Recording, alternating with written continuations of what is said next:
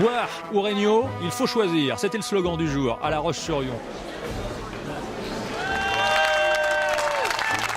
Voilà, l'ancien maire et le nouveau se serrent la main. Voilà, c'est confraternel, c'est beaux joueurs, c'est sport.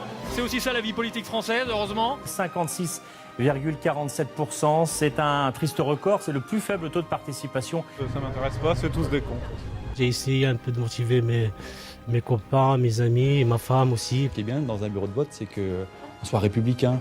C'est-à-dire que même si on ne partage pas les mêmes opinions, on est le geste de la poignée de main, du sourire.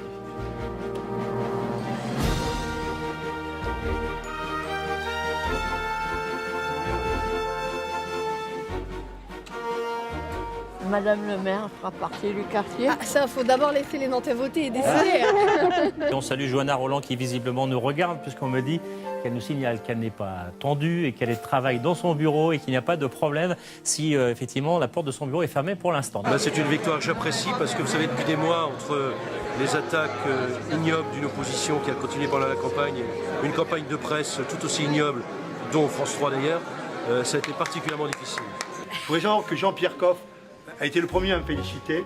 Ça fait partie des choses qui plaisent. Oui, alors on peut presque parler, j'ai envie de dire, d'un 1977 à l'envers ce soir, dans la mesure où c'est vrai, il y a une vague bleue incontestable. Christophe Béchu, selon les résultats partiels, la moitié des bureaux ont été dépouillés et très largement en tête, 53%. Il devrait être élu ce soir. Et selon nos informations, il serait d'ailleurs actuellement avec Frédéric Béat, le maire sortant. Si Jean-Christophe Flores peut nous la passer, voilà, ils arrivent, les deux hommes arrivent face à la presse.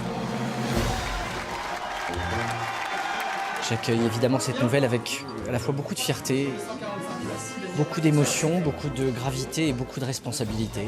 Ensuite, Luc Boire s'est retiré sur la place Napoléon, qui est juste devant l'hôtel de ville où je me trouve. Et il a parlé, non pas aux animaux, des machines qui sont bien présents sur cette place, mais à tous ses supporters, ses sympathisants, ses militants qui l'ont acclamé.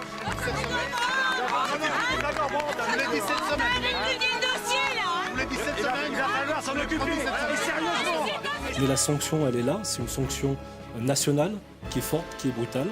Alors La Roche-sur-Yon, Fontenay-le-Comte, Saint-Hilaire-de-Riez, toutes les villes de gauche en Vendée ont basculé à droite ce soir. Plus de 9000 habitants. Ah, effectivement, je voudrais vraiment saluer nos candidats.